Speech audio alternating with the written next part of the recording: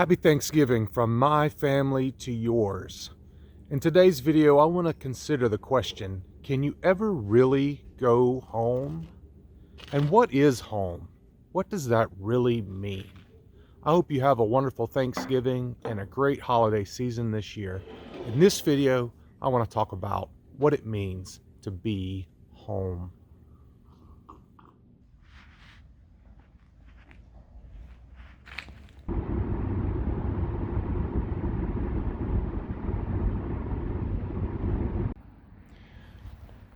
You know, when you're talking about home, my mom, she moved around most of her life, was born in Georgia, and then ended up living in South Carolina, and then moving up to Ohio, then living in Maryland, where she got married to my dad, and then moved back down to Georgia. Lived in a few different homes here in Georgia. But then, now that she's older, and probably, I don't know, it was probably 5 or 6 or 7 years ago, she got to a place where she really was living alone, and it wasn't the best situation for her, so she moved in with my sister. They went in together with my sister's family, and they got a home together, and so now they've blended their families together, and it works out good. My sister has my mom there with her youngest child, and my mom constantly has people there that are with her, so she's not by herself, so it's a good situation. But you know, your definition of home can change throughout your life, especially depending upon your stage of life and what you need, what your needs are. So home can have all kinds of different definitions, but they live down in Hawkinsville, Georgia together now, and home can change. And you know, sometimes for people that get older, they need to move into assisted living, or maybe they even go to a nursing home.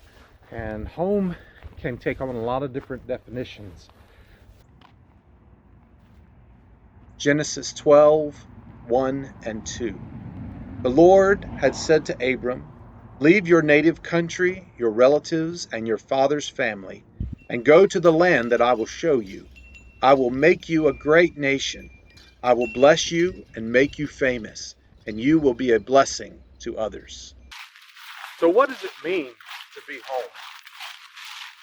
How about you? Did you live in the same place your whole life, or most of your life? Or did you move around a lot?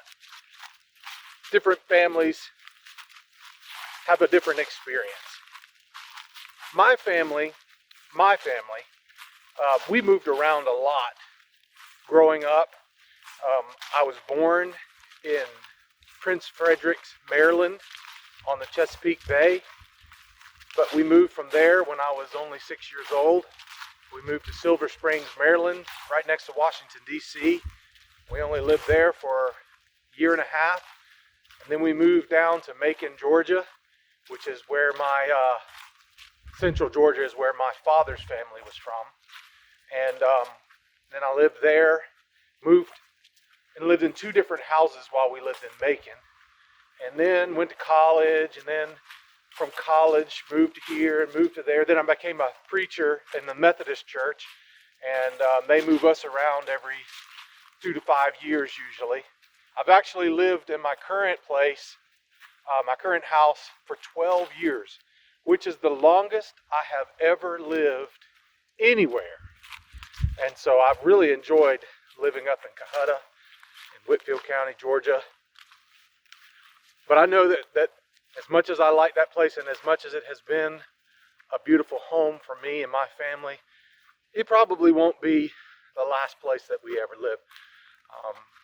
So I've always felt like, you know, when people say, "Where are you from?" That's a complicated question for me. And my wife, she lived in the same home her entire childhood, pretty much from the time she was born until the time she graduated from high school. Then she met me and married me, and I've taken her on this journey of moving around from place to place to place. But everybody does that differently. You know, when people ask me, where am I from? I have to say, well, that's a complicated question, and to be honest, I'm a little bit envious or jealous of those people who say, they lived in a certain place pretty much their whole life. As for me, we moved around a lot, and I never really felt like any place was my home.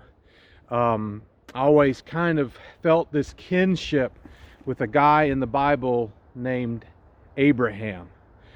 His name was originally Abram. Even his name wasn't his own. God changed his name from Abram to Abraham. But when Abram was a young man, God called his father to leave his homeland and to go to a place that he would show him. And so they left behind living in what has become Persia, and they left the land of Ur and of the Chaldeans and went on this journey to go to a new home that God was going to show them.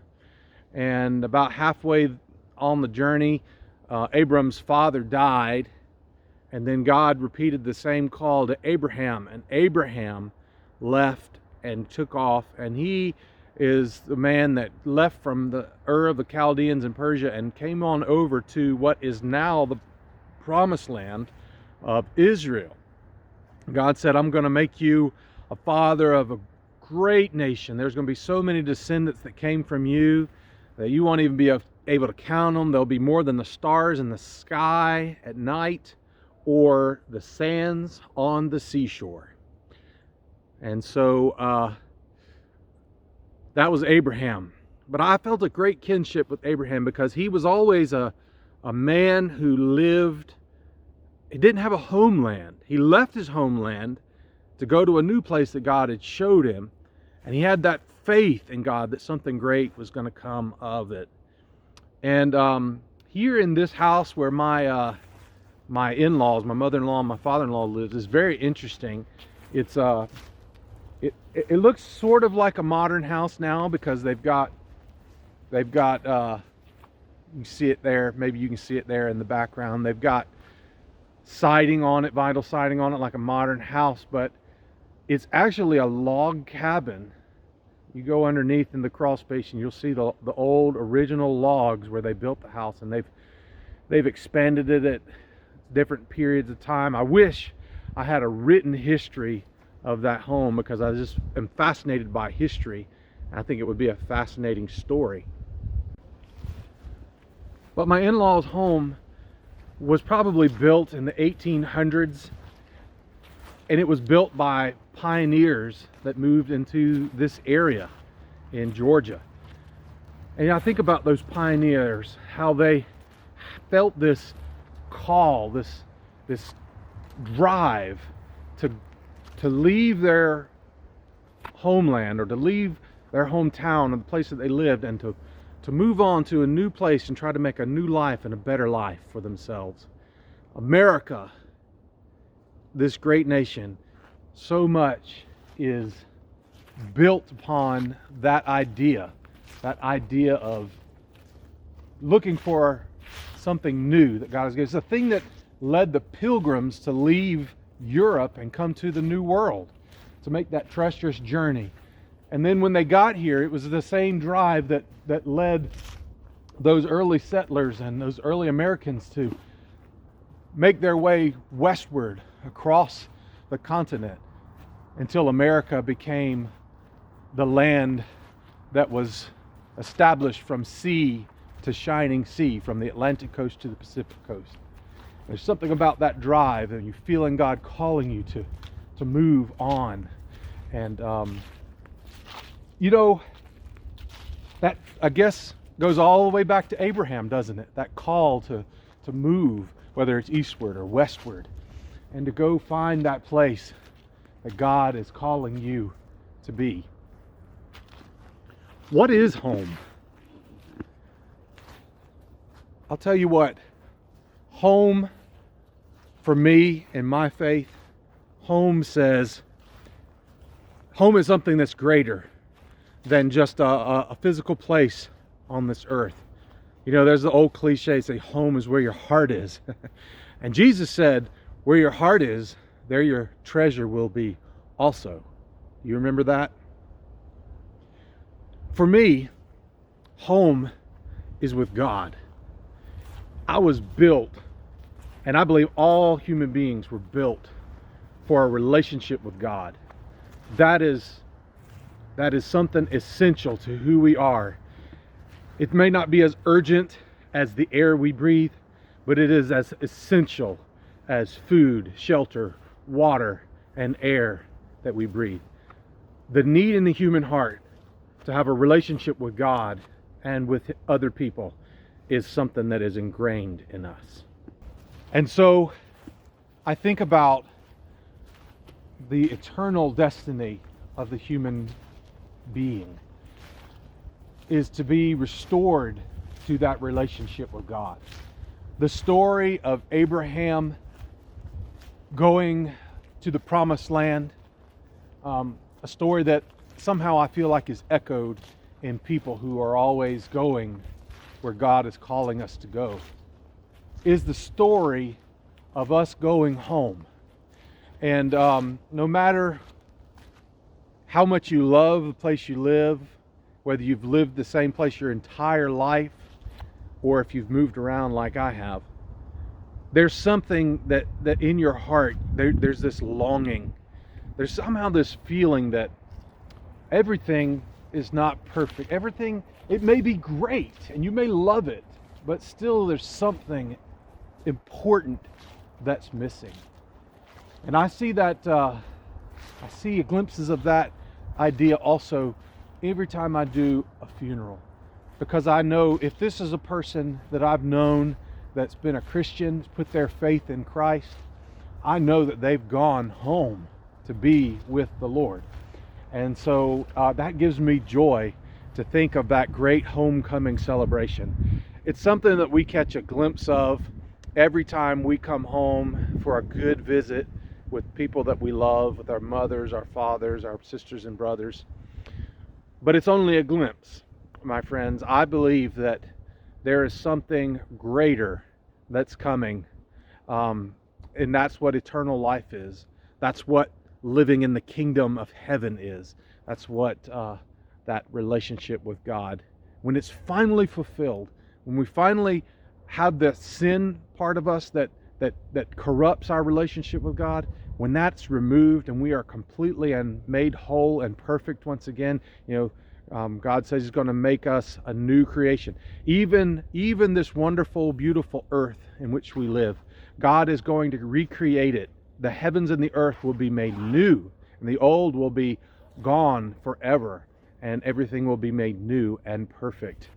And when that happens, then we will finally be home. That is the promised land that Abraham was searching for, and that we continue to search for in our lives, in the different ways that we live it. But the only thing that can really bring it to pass and that can really satisfy it is that final recreation that God promises to His people.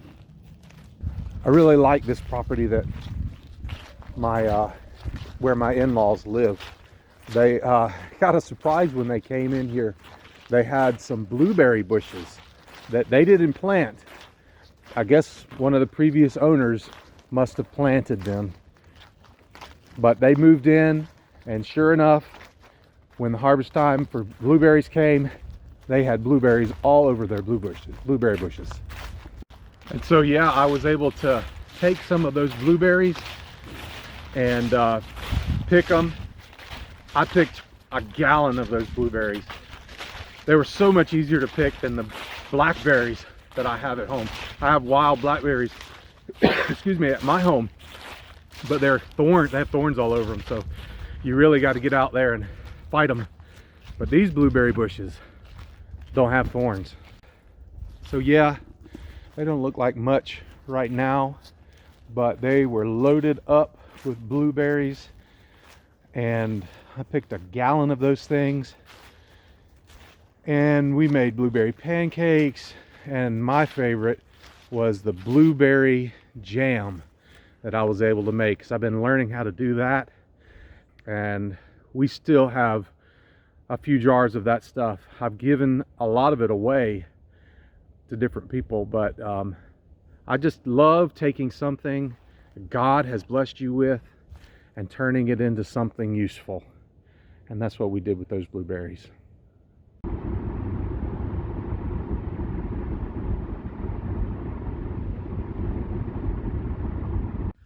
Happy Thanksgiving, everyone. Thanks for watching this video. Now, let's all get out there and grow and be fruitful.